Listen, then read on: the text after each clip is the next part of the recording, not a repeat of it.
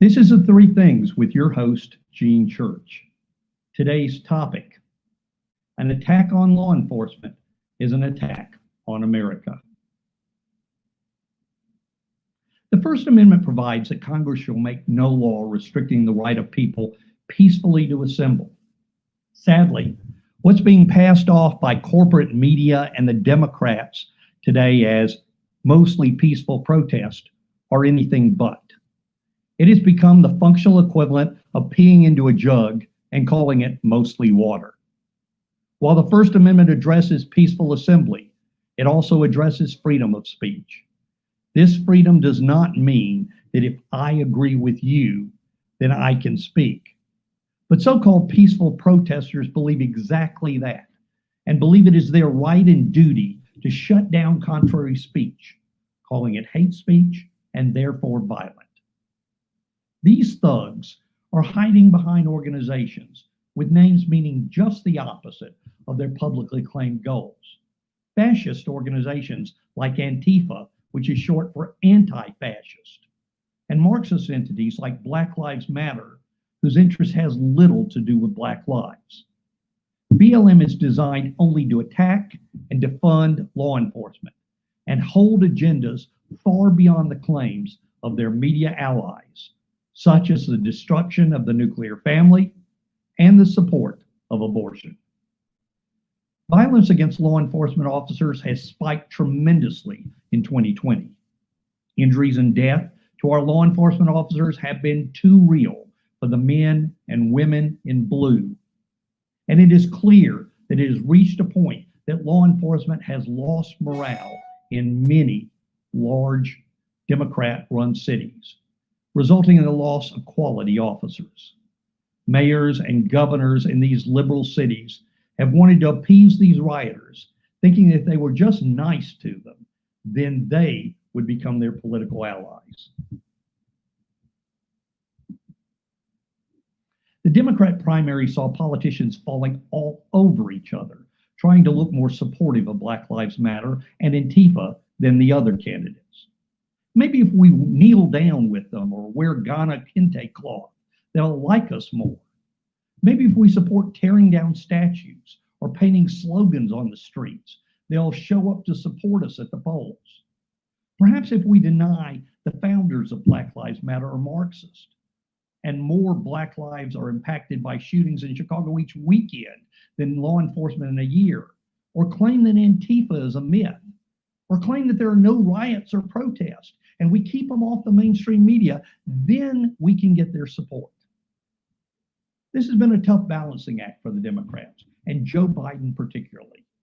They made it through their convention without even acknowledging that there were riots and looting in the streets of the major cities in the U.S.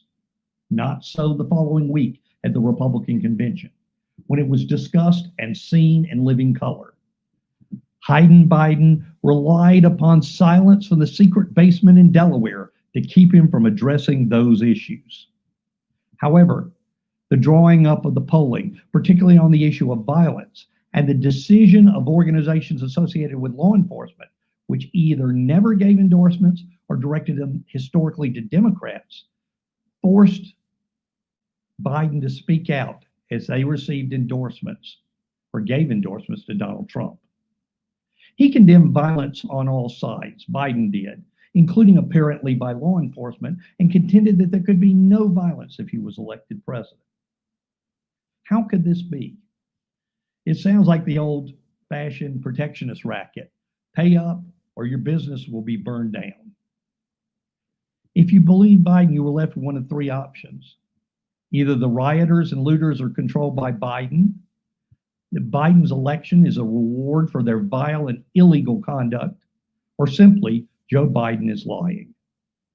But if Joe Biden and Kamala Harris have been unwilling to speak negatively toward the stormtroopers, the Antifa and BLM rioters, believing that if they said nothing, that it'd be a threat to thread the political needle, that had been their solution up until then.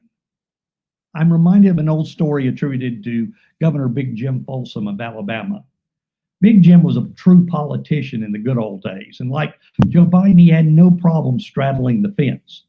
The difference between the two was that Jim Folsom was honest about that. When asked a tough question about a difficult issue from a member of the press, by the way, something that Biden doesn't have to ever worry about, old Big Jim would look at the reporter with a pensive, thoughtful, and serious look and simply say with a straight face, well, you know, some of my friends are for it and some of my friends are against it. And I'm always on the side of my friends. But this weekend, one particular shooting got the attention of the American people and forced Biden to address the issue as well. This weekend's attacks of sheriff's deputies in Los Angeles, coupled with BLM protesters blocking emergency vehicles to the hospital and chants calling for the death of cops, moves this tragedy into one that we can no longer ignore. I spoke to someone who's a nurse and who usually has no real interest in politics. But the idea that Black Lives Matter protesters thought that blocking emergency vehicles was acceptable was disgusting to her. Biden knew he needed to say something. Historically, an issue like this would draw Republicans and Democrats together. But this time, Biden went in a different direction. Weapons of war have no place in our communities, Biden said in a tweet. We need to ban assault weapons and high-capacity magazines. So getting rid of the First Amendment protections and rights of property were not sufficient. He thought he would add in taking away Second Amendment rights as well. This shooter and those that support the attacks of officers amongst riots across the country are not going to be stopped by limiting assault weapons and high-capacity magazines. Never mind that neither was apparently involved in this heinous attack. No, they've become emboldened. No consequences for destruction and attacks has sent word loudly to the people of America that these actions are acceptable. If they happen to get arrested for crimes, district attorneys recently elected in these cities, thanks to funds and support of George Soros, will make certain that they're let off the hook. When Joe Biden and Kamala Harris in the past spoke glowingly about Antifa or Black Lives Matter, or refuse now to speak their names, they give tacit approval to verbally assaulting police officers, physically assaulting them, and even shooting them as a just and righteous act. The ends justify the means to these thugs, and a gun and magazine ban only ensures that the people who cannot get the assistance of law enforcement due to limp-wristed politicians tying the hands of police will have no one to defend them from those who don't care what the law is and who will yell F the police. And that's what we're really dealing with here. We're dealing with an attack on law enforcement, which ultimately is an attack on this nation. Each of us are called to stand up and do something about this. We can do it at the polls by voting. We can do it by doing what we can to protect our homes and our families.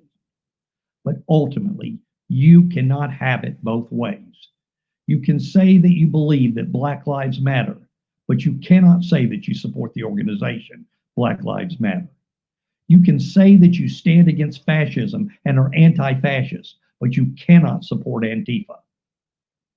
Listen to the words of defund San Francisco Police Department Now organizer Alex Kareem, who isn't surprised by the act of violence at all. Quote, "It's unfortunate this happened. People who do shootings like this don't represent the movement, but they are a reflection of the failures of policing to provide public safety for us all, right?" Sounds like he's running for the Democratic nomination. If you support this, I see you as an enabler of the animal who thought that shooting a 24-year-old male and 31-year-old female deputy was acceptable conduct. An attack on law enforcement is an attack on the government of this nation. If local officials are unable or unwilling to protect the citizens of their respective jurisdictions, the federal government may need to step in and protect this nation and its people. If you enjoyed our program tonight, share it with your friends. Also, like us on Facebook at the Three Things with Gene Church, and follow us on Facebook at the Three Things with Gene Church Facebook page. Oh, and personally, I'm on Parler at Gene Church. For the three things, I'm Gene Church. Good night.